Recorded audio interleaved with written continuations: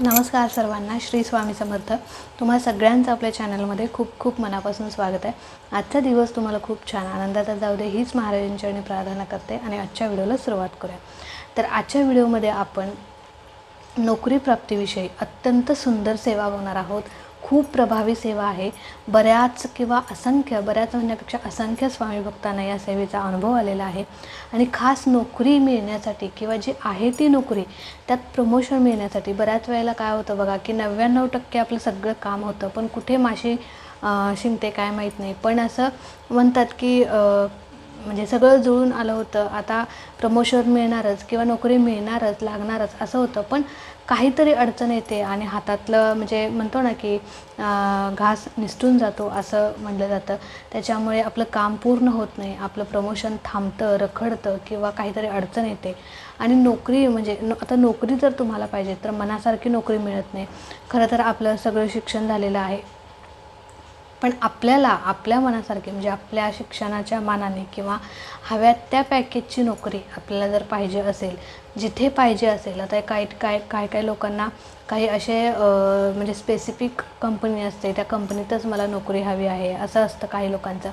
तर जिथे पाहिजे तिथे किंवा मनासारख्या पॅकेजची नोकरी मिळण्यासाठी किंवा आहे त्या नोकरीमध्ये प्रमोशन मिळण्यासाठी, पगारवाढ होण्यासाठी ही सेवा जी आहे ते अत्यंत प्रभावी आहे. बरेच लोक हल्ली आता म्हणजे खूप कमेंट करतात की ताई नोकरी मिळण्यासाठी सेवा सांगा, आमचं सगळं शिक्षण झालं आहे पण आम्ही घरी बसून आहोत, बेरोजगार आहोत, काहीच काम नाही आहे, पण मनासारखी नोकरी मिळत नाही. तर ही सेवा तुम्ही नक्की करा. बघा, काहीच न करण्यापेक्षा काहीतरी केलेलं चांगलं. आणि खरं तर आपण कष्ट पण तेवढेच केलं पाहिजेत, नाहीतर घरात बसून तुम्हाला कोणीही नोकरी देणार नाही. ये बाबा माझ्या इथे तुला जॉब आहे असं तुम्हाला कोणीही सांगणार नाही. तुम्हीसुद्धा नोकरी मिळवण्यासाठी तेवढे प्रयत्न केले पाहिजेत, तेवढे एफर्ट्स घेतले पाहिजेत. आपल्या कष्टाला नशिबाची साथ मिळण्यासाठी ही सेवा नक्की प्रभावी ठरते, नक्की काम करते. लक्षात घ्या, सेवा करत असताना मनापासून करा आणि 100% त्याचा अनुभव येतोच येतो. तर आता काय करायचं बघा, सगळ्यात पहिले कुठल्याही दिवशीपासून तुम्ही सेवा करू शकता. संकल्पयुक्त सेवा आपल्याला करायची आहे. आणि बघा, ज्यावेळी पण मी सेवा सांगत असते, शेअर करत असते, त्यावेळेस मोस्टली सेवा सगळ्या आपल्या संकल्पयुक्तच कराव्यात, कारण संकल्पयुक्त सेवेचा आपल्याला त्वरित अनुभव येतो आणि सेवा देखील आपल्याकडून पूर्ण होते. लक्षात घ्या, ज्यावेळी आपण संकल्प करत नाही ना, त्यावेळी मग टंगळमंगळ करतो. एखाद दिवस सेवा चुकते आपली, एखाद्या दिवस आपल्याला कंटाळा आला की असं वाटतं की राहू दे आजच्या दिवस सेवा, असं वाटतं. पण संकल्प केल्यावरती असं होत नाही, कारण आपण त्या स्पेसिफिक दिवसांचा संकल्प करतो. आणि 21 दिवसाचा असेल, 41, 51, 61 तेवढे दिवस आपल्याला ही सेवा करायचीच आहे असं आपल्या डोक्यात असतं. आणि तेवढे दिवस आपण न चुकता सेवा करतो, अजिबात कंटाळा करत नाही, काय नाही. म्हणून आणि त्या सेवेचं म्हणजे सेवेत सातत्य राहिलं नाही, त्याच्यामुळे म्हणजे सातत्य राहतं ना, त्याच्यामुळे त्या सेवेचा अनुभव पण आपल्याला लवकर येतो. तर आता सेवा काय करायची? सगळ्यात पहिले कुठल्याही गुरुवारपासून तुम्ही सेवा करू शकता किंवा कोणत्याही दिवशीपासून तुम्ही सेवा करू शकता. ज्या दिवशी तुमच्या मनात विचार आला की नाही बाबा, आजपासून मला ही सेवा करायची आहे, मला माझ्या मनासारखी नोकरी मिळवायची आहे, मला हे काहीतरी करायचं आहे, त्या दिवसापासून तुम्ही ही सेवा करू शकता. नसेल तर तुम्ही गुरुवारपासून देखील ही सेवा चालू करू शकता. कळालं? आता काय करायचं बघा, म्हणजे 3 महिन्याची ही सेवा आहे, 108 दिवसाची सेवा आहे. 3 महिन्यात देखील पूर्ण होईल, 3.5 महिने लागतील, 4 महिने लागतील. कळालं? आता बघा, सेवा जेवढी जास्त सेवा तेवढा चांगला मेवा आपल्याला महाराज देत असतात. असं नाही म्हणायचं नाही की ताई सेवा खूप मोठी आहे, खूप दिवसाची आहे. बघा, खूप मोठी सेवा नाही आहे, अगदी साधी सोपी सेवा आहे, जी आपण रोज करतो त्यापैकीच सेवा आहे. असं काही 4 तास बसा, 5 तास बसा आणि सेवा करा असं काही नाही आहे. कळालं? तर आता आणि ही सेवा अगदी मनापासून 3 महिने तुम्ही करा, तुमचं 100% काम होईल. आता काय करायचं, सगळ्यात पहिले संकल्प करायचा. आदल्या दिवशी महाराजांच्या केंद्रात मठात जायचं, तिथे नारळ, खडीसाखर, फूल अगरबत्ती या सगळ्या गोष्टी महाराजांना अर्पण करायच्या आणि महाराजांना सांगायचं की महाराज, मला नोकरी मिळण्यासाठी किंवा माझं नोकरीत प्रमोशन होण्यासाठी मी ही सेवा उद्यापासून करतोय किंवा करते. आता ही सेवा कुणीही कुणासाठीही करू शकतं. म्हणजेच तुमच्या जर मुलाला जॉब नसेल, जॉबलेस असेल तुमचा मुलगा मुलगी आणि कितीही कष्ट करतोय तरी पण त्याला मनासारखा जॉब भेटत नसेल, तर तुम्ही म्हणजे पालकांनी ही सेवा केली तरी चालेल, आईवडिलांनी केली तरी चालेल, कुणीही कुणासाठी ही सेवा करू शकतं. पण स्वतः त्या व्यक्तीने मला जॉब मिळावा म्हणून सेवा केली तर त्याचं लवकर फळ त्यांना मिळेल. कळालं? आता सेवा करत असताना मी म्हटलं की केंद्रात जायचं, नारळ, खडीसाखर, अगरबत्ती वगैरे न्यायची, महाराजांना प्रार्थना करायची. आता ही विनंती करायला जायचं असतं आपण महाराजांना सांगायचं की कुठल्याही संकल्पयुक्त सेवेआधी हे करावं. कळालं? आता ते सगळं महाराजांना अर्पण केल्यानंतर महाराजांना सांगायचं की महाराज, उद्यापासून नोकरी मिळण्यासाठी किंवा मला जे म्हणजे तुमच्या मनातलं सगळं महाराजांना सांगायचं आणि उद्यापासून मी ही सेवा करते आणि माझ्याकडून ही निर्विघ्नपणे सेवा पूर्ण होऊ दे, मनासारखी मला नोकरी मिळू दे, माझ्या आयुष्याची प्रगती होऊ दे, तुमचा आशीर्वाद माझ्या पाठीशी असू दे, असं महाराजांना बोलायचं, विनंती करायची आणि घरी यायचं. दुसऱ्या दिवशीपासून तुम्ही सेवेला चालू करायचं. दुसऱ्या दिवशी छानपैकी आपली देवपूजा वगैरे करायची, संकल्प करायचा. संकल्प करत असताना उजव्या हातामध्ये थोडंसं, आणि एक लक्षात घ्या, जी पण सेवा करताय ती आसनावरती बसून करायचं. म्हणजे बसण्यासाठी ज्यावेळी सेवा करायला बसतात त्यावेळी एखादं आसन घ्यायचं बसायला, डायरेक्ट जमिनीवर बसायचं नाही. कळालं? आता सेवा करत असताना म्हणजे सेवा चालू करण्यापूर्वी संकल्प करायचा. संकल्प कसा करायचा, तर उजव्या हातामध्ये थोडंसं पाणी, फूल, अक्षदा, हळद, कुंकू घ्यायची. तुमचं नाव बोलायचं, गोत्र बोलायचं. गोत्र माहीत नसेल तर कश्यप म्हणायचं आणि तुम्ही म्हणायचं की मी स्वामी समर्थ महाराजांच्या केंद्रातील मार्गदर्शनानुसार नोकरी मिळण्यासाठी किंवा प्रमोशनसाठी जी काही तुमची अडचण आहेत त्याच्यासाठी, म्हणजे नोकरी बाबतीत जी काही तुमची अडचण आहे ती बोलायचं आणि महाराजांना सांगायचं की 108 दिवसाची मी ही सेवा करते आणि ही सेवा माझ्याकडून निर्विघ्नपणे तुम्ही करून घ्या, पूर्ण होऊ दे आणि जे काही मला हवं आहे ते मिळू दे, अशी महाराजांना प्रार्थना करायची. आणि ते संकल्पाचं जे काही पाणी आहे, अक्षदा, फूल जे काही ते एखाद्या डिशमध्ये सोडायचं आणि ते पुन्हा झाडाला घालायचं. कळालं? असा संकल्प करायचा. संकल्प झाल्यानंतर सेवेला सुरुवात करायची. सेवा कशी करायची? सगळ्यात पहिले आपल्याकडे काही ग्रंथ असणं आवश्यक आहे आणि सगळ्यात महत्त्वाचा ग्रंथ म्हणजे स्वामीचरित्र सारामृत. तर ही सेवा 108 दिवसाची आहे. तर सेवा कुठली करायची, तर सगळ्यात पहिले बघा, तुम्हाला पितरांची सेवा करायची आहे. पितरांची सेवा करायची म्हणजे काय करायचं? देवपूजा करण्याआधी, म्हणजे आता आपल्या गुरुमाऊलींनी सांगितलेलं आहे की पितरांची सेवा खूप मोठी सेवा असते. आपल्या गुरूंच्यापेक्षा, देवांच्यापेक्षा सुद्धा मोठी सेवा असते ती पितरांची. आणि गुरूंच्यापेक्षा किंवा देवापेक्षाही श्रेष्ठ आपले पित्र असतात. त्याच्यामुळे पितरांची सेवा करायची आहे. पितरांची सेवा करायची म्हणजे काय, तर म्हणजे देवपूजेच्या आधी तुम्हाला जे आपल्या नित्यसेवेच्या ग्रंथामध्ये पितृसूक्त आहे ते एकदा तुम्हाला वाचायचं आहे. बाकी काही करायचं नाही, एवढीच सेवा करायची. पितृसूक्त जे आहे ते तुम्हाला एकदा वाचायचं. अवैध आहे पितृसूक्त, ते एकदाच तुम्हाला वाचायचं, रोज वाचायचं. म्हणजे सेवा देवपूजेच्या आधी. त्याच्यानंतर देवपूजा करायची आणि पहिल्या दिवशी मग म्हणजे ही सेवा रोज करायची. कळालं? पितरांची. आता त्याच्यानंतर ही संकल्पयुक्त सेवा काय करायची? संकल्पयुक्त सेवा, आता आपली देवपूजा झाली, संकल्प झाला, आता काय करायचं? आता सगळ्यात पहिले स्वामीस्तवन एकदा म्हणायचं. ते पहिल्याच दिवशी म्हणा. कळालं? पहिल्या दिवशी स्वामीस्तवन एकदा म्हणायचं, जे आपल्या नित्यसेवेच्या ग्रंथामध्ये आहेत. तर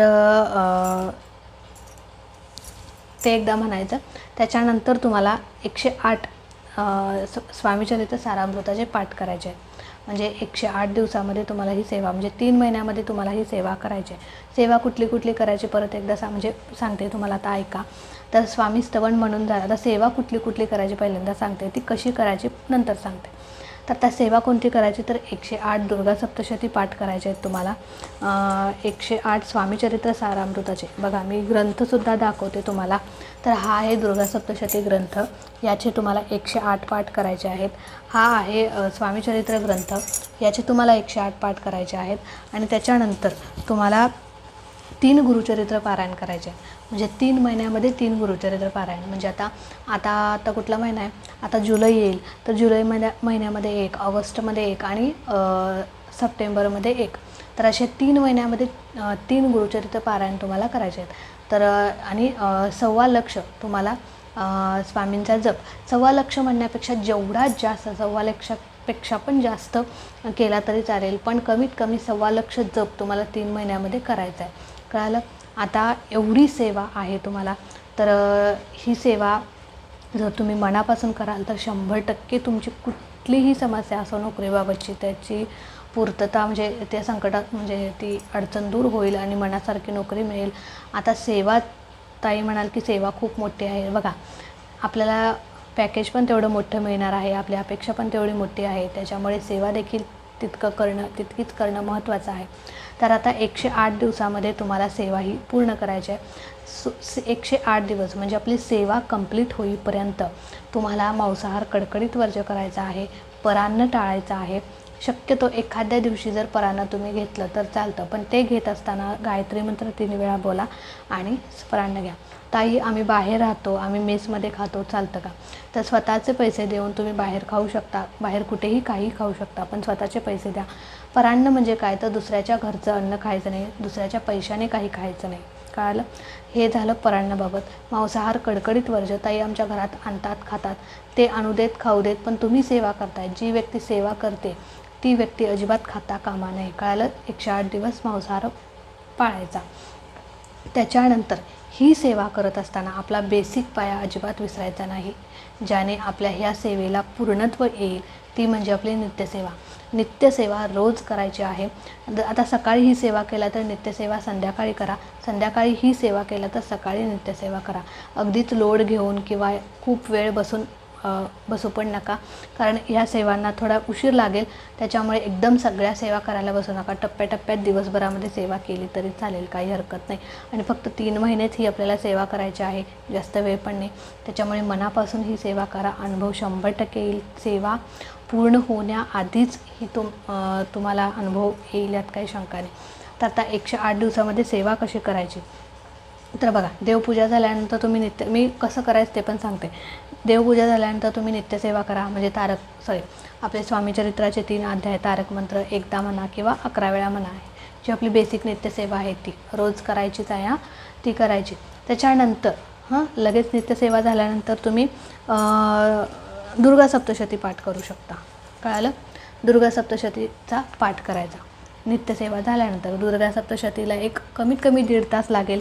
जर तुम्हाला सवय असेल वाचून तर तुमचं त्याच्या आधी पण होईल. लगेच देवपूजा झाली, नित्यसेवा झाली आणि दुर्गा सप्तशती पाठ करायचा. आता एवढी सेवा झाली, एवढ्या सेवेला आपला 1-2 तास तरी लागतील. त्याच्यानंतर तुम्ही आता स्वामीचरित्र कधी करायचं, तर संध्याकाळच्या वेळी तुम्ही स्वामीचरित्र पाठ करू शकता. कळालं? संध्याकाळी दिवे लागणीनंतर तुम्ही हा पाठ करू शकता. आता ह्या ग्रंथामध्ये 21 अध्याय आहेत. 21 अध्याय वाचायला जास्त वेळ लागत नाही, हार्डली अर्धा तासाचं काम आहे. अगदी जास्त वेळ अजिबात लागत नाही. ज्यांना पाठ आहे त्यांचं तर इतक्या लवकर पूर्ण होतं, आपण वाचून झालेलं पण कळत नाही. पण सेवा करत असताना मनापासून करा, श्रद्धेने करा, विश्वासाने करा, तर त्या सेवेचं फळ तुम्हाला मिळेल. असे टप्प्याटप्प्याने सेवा करा. नामस्मरण कधी करायचं, म्हणजे जप कधी करायचा, तर जप बघा, आता जप इथे बसूनच तुम्ही केला पाहिजे असं काही नाही. तुम्ही काम करताना किंवा जे पण तुमचं स्वयंपाक करताय, भांडे घासताय, धुणे धुताय, असं कामं करत करत जरी तुम्ही नामस्मरण कराल, जप कराल, तरी तो महाराजांच्यापर्यंत पोचणार आहे. शेवटी आपल्या मनातला भक्तिभाव महत्त्वाचा आहे. इथे बसूनच जप केला पाहिजे. आता जे ग्रंथांचं वाचन आहे, पठण आहे, ते आपण इथे बसूनच करणार आहोत. पण जप जो आहे तो तुम्ही कुठेही बसून करू शकता. म्हणजे धुणे धुताय, भांडी घासताय, स्वयंपाक करताय, काही ट्रॅव्हलिंग करताय, तिथे बसून तुम्ही म्हणजे ते करत करत तुम्ही जप केला तरी चालेल. आणि त्याच्यानंतर थोडा वेळ महाराजांच्या समोर बसून जरी केला तरी चालेल. कळालं? तर अशा प्रकारे म्हणजे अशा प्रकारे तुम्हाला 1.25 लाख जप 3 महिन्यामध्ये पूर्ण करायचा आणि 3 गुरुचरित्र पारायण करायचे. 3 गुरुचरित्र पारायणाचा म्हणजे आता तुमचे पारायण करत असताना मासिक धर्म येऊ नये मध्येच, असं म्हणजे लक्षात घेऊन सेवा करा. 7 दिवसाचं पारायण करायचं आहे तुम्हाला, 3 दिवसाचं नाही. 7 दिवसाचंच पारायण तुम्हाला गुरुचरित्राचं करायचं आहे. आता ह्या सगळ्या सेवा कशा करायच्या, नियम अटी तर काय बेसिकच आहेत, 2-3 नियम अटीच आहेत. पण गुरुचरित्र पारायण करत असताना आता तुम्ही 3 गुरुचरित्र पारायण करणार, तर 3 म्हणजे गुरुचरित्राला वेगळे नियम आहेत. कळालं? तर ते 7 दिवसाचे नियम काय आहेत, गुरुचरित्र पारायण कसं करायचं, याचं डिटेल व्हिडिओ चॅनलवरती आहे, तुम्ही नक्की बघा. आणि तशा प्रकारे 3 गुरुचरित्र पारायण तुम्हाला करायचे. दुर्गा सप्तशतीचा पाठ कसा करायचा त्याचाही डिटेल व्हिडिओ चॅनलवरती आहे, तो सुद्धा तुम्ही नक्की बघा. आणि पाठाला बसल्यानंतर ते नियम अटी पाळा. म्हणजे त्याला काय अशी जास्त नियम अटी नाही आहेत. फक्त दुर्गा सप्तशतीचा पाठ करत असताना हातात बांगड्या, कपाळाला कुंकू, ह्या गोष्टी बेसिक असल्या पाहिजेत. डोक्यावर पदर, ओढणी, ह्या सगळ्या गोष्टी असल्या पाहिजेत. त्याच्यानंतर असं बाकीचे काही नियम म्हणजे आहे तेच नियम आहेत. मांसाहार, परान्न वगैरे ह्या गोष्टी आपल्याला पाळायच्या आहेत. कळालं. आणि गुरुचरित्र पारायण करताना मात्र 7 दिवस मांसाहार वर्ज्य, म्हणजे आता सेवा पूर्ण होईपर्यंत मांसाहारचा विषयच नाही आहे, पण गुरुचरित्र पारायणामध्ये 7 दिवस तुमचं ब्रह्मचर्य हा कडकडीत वर्ज्य, मांसाहार वर्ज्य. त्याच्यानंतर जे काही गुरुचरित्राचे नियम आहेत ते सगळे फॉलो करून तुम्ही गुरुचरित्र पारायण करायचं. कळालं. तर अशा प्रकारे ही सेवा तुम्ही करा. 100% नव्हे 101% अनुभव आल्याशिवाय तुम्हाला राहणार नाही. अनुभव घेऊन बघा आणि मला नक्की सांगा. चला, आजचा व्हिडिओ इथे सेंड करते. आवडला असेल तर नक्कीच लाईक करा, शेअर करा. चॅनलवरती नवीन असाल तर चॅनलला सबस्क्राईब नक्की करा. भेटूया अशाच एका नवीन व्हिडिओसोबत, नवीन सेवेसोबत. तोपर्यंत खुश राहा, आनंदी राहा आणि सगळ्यात महत्त्वाचं महाराजांची सेवा करत राहा. श्री स्वामी समर्थ.